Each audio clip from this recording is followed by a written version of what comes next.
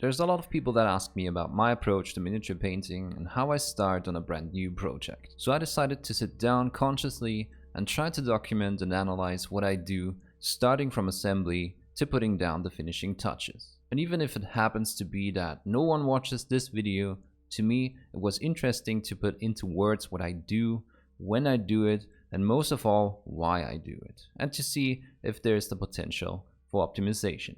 And maybe while doing so, I can give you a few new ideas for your own process or help you to get over the anxiety of putting down paint during any stage of a mini. My name is Chris and you're watching Travarian Miniatures, a channel dedicated to the beautification of small plastic toy soldiers. This video was sponsored by Counterspell Miniatures, and holy shit, these miniatures are awesome. Well, more on that later. So the first thing I do is to look at a miniature and I picture what the scenario could be we find it in. Miniatures to me always are snapshots of characters or creatures, and that means we capture them at a certain point in time in a certain environment.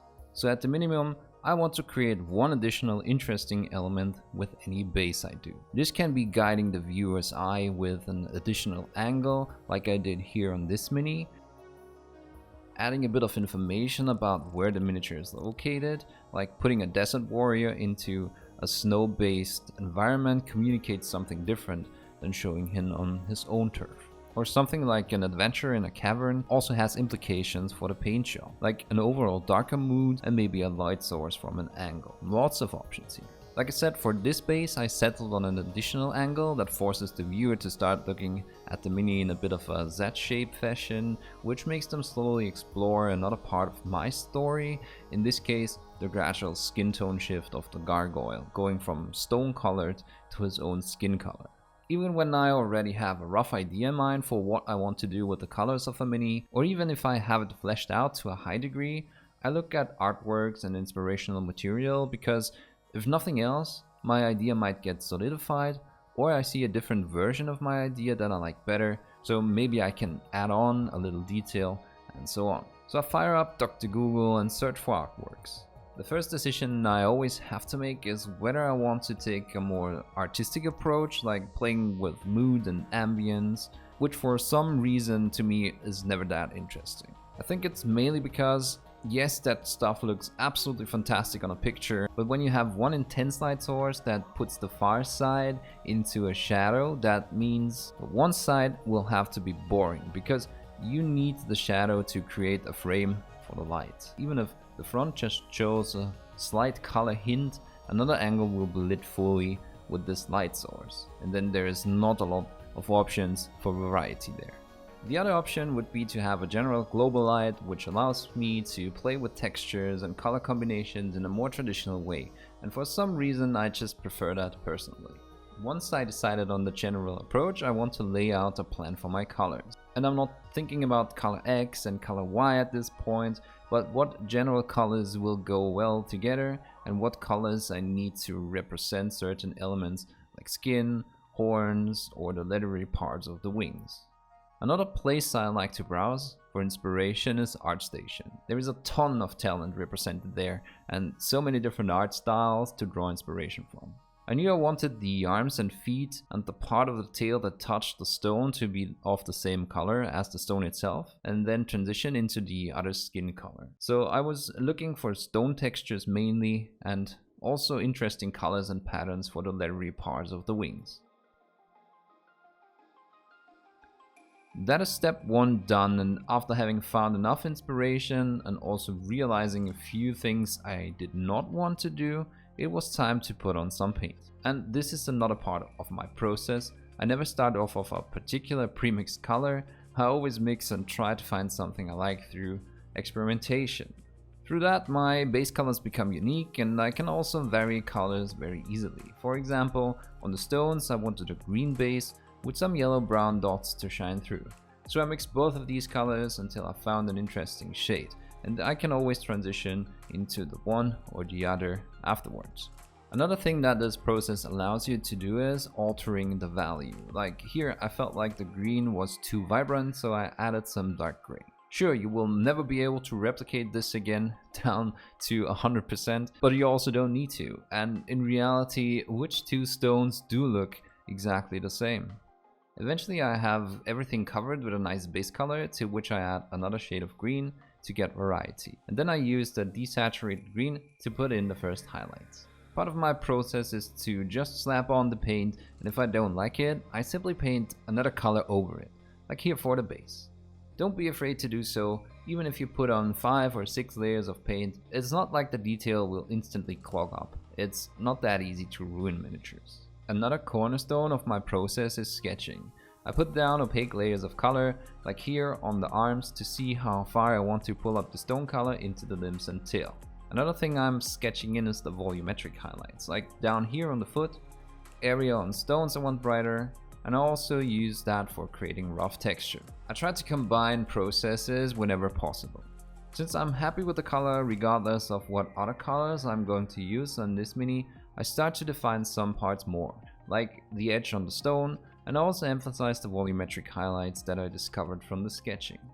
So why do I already put in highlights and details at this point? Because it's all nice and good to have all the colors blocked in before we progress, but highlights and shades will influence the overall feeling you get from a color, and sometimes it's good to see that interaction, and we can do that in this stage or later when we have more colors on the mini, but just be aware that putting in the highlights does influence the bigger picture. Like sometimes we have a dark color next to a bright color, and putting in highlights on that brighter color will make the darker color appear even darker, and we need to be aware of that.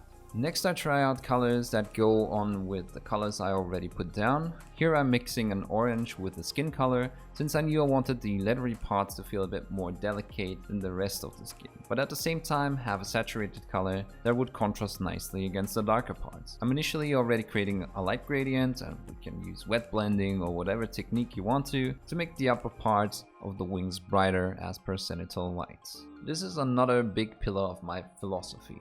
If an idea hits me, in this case to already put in the gradients, I do it, because what does it take to correct it if I don't like it? Nothing more than a layer of maybe a darker color painted over it. Sometimes I already put in highlights and details.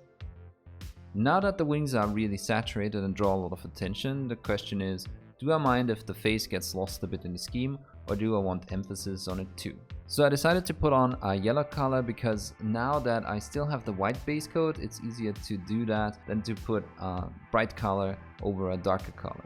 At this point I thought I might also want to extend the yellow down to the shoulders and maybe chest, so I also gave the shoulders a yellow coat. The miniature I'm painting was provided by this video's sponsor, Counterspell Miniatures. The miniatures are absolutely fantastic. When I first saw them I thought they were 75mm scale because of the level of detail on them. On top of these two miniatures they sent me, their Kickstarter has a variety of stunning characters that will look great as proxies in your tabletop army and in any D&D campaign. And even if you're not a gamer and just want to paint them, they're an absolute pleasure to put colors on, because their sculptors really understood what works for painters. And what's even better, they're absolutely affordable. Just look at these prices. A single miniature for 10 or 12 bucks, what are you waiting for at this point? And even their bigger releases are priced fairly. The Bone Behemoth is 125mm high and is only 40 bucks. What? And the artworks are already stunning, but I have to say the actual miniatures made from the artworks are even like 10 times better. I'm personally looking forward to their Bone Giant and the Spirit Guide. So if you want to paint a bunch of miniatures that put other companies to shame as far as character design and level of detail goes, definitely pick up a few of these on their Kickstarter. But don't wait too long, because the Kickstarter ends on the 17th of December. Damn, Blood Bowl videos took ages to edit, so I'm late. And you definitely don't want to miss out on these beauties. I'm still developing my idea and I need to see it on the miniature, and I need to see how the colors interact. Since I was happy with it, I decided to cover the last of the white base coats, and for that I chose a mix of dark sea blue and grey for the dark body color. Also decided that I don't need the shoulders to be bright, so there would be more attention to the face, and I simply painted over it. Now it's time to inch my way forward. How much of the orange do I cover with the dark body color? Do I want a pattern on the wings? Do I want the dark blue-gray to fade into the orange, or do I want a hard transition?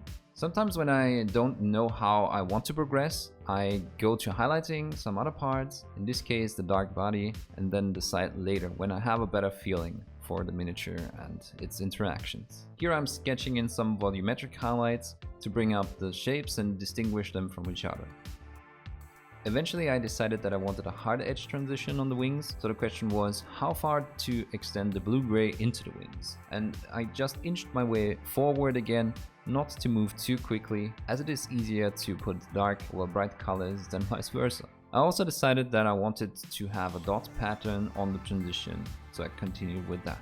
You can see that I wasn't quite sure that this would work, so I didn't highlight the parts up yet, but since I was happy with the pattern in the end, it's time to put in the highlights.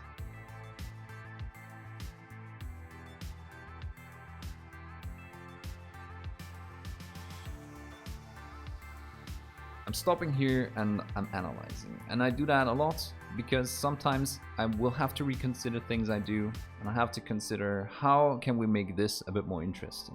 I thought the main part of the body was a bit boring, so something had to happen, and I decided to add an illustration element and started to fill the recesses with a brighter color. This would make for increased contrast in a bit of an unconventional way, and I did the same thing for the shoulder muscles.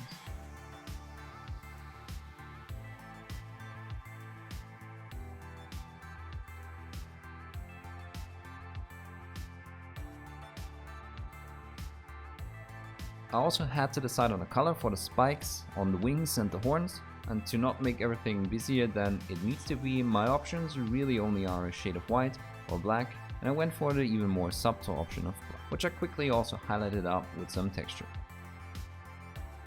At this point all elements are pretty much set in stone, get it?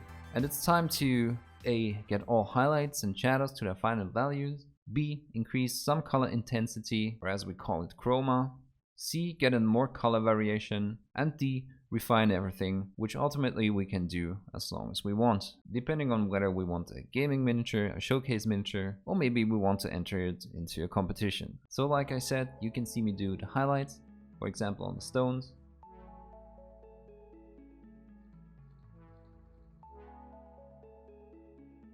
I'm doing the shadows for the inside of the wings.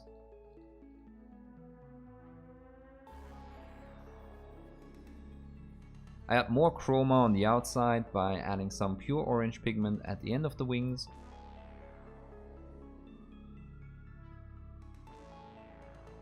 More color variation on the base by stippling in a yellow-brown into the shadows.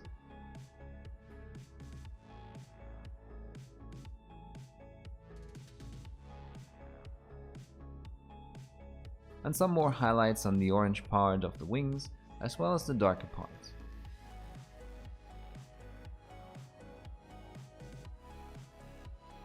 You can see that this means both a more global light and more detailed highlights. And also defined the facial features a bit further.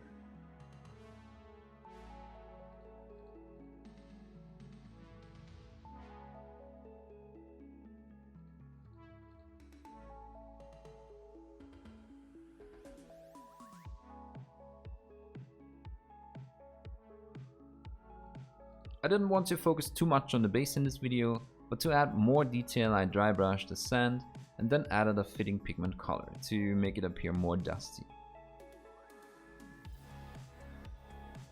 And even if you invested a lot of time into something, you should not be afraid to go back over this area if at the end of a process it just doesn't feel right. Like on the stones and stone parts of the limbs, I wasn't happy with the finish. It just didn't quite feel like stone to me, so I went back and added a random texture in a very loose way, not caring too much about ruining any of the steps before this. And in the end, I think it was worth it.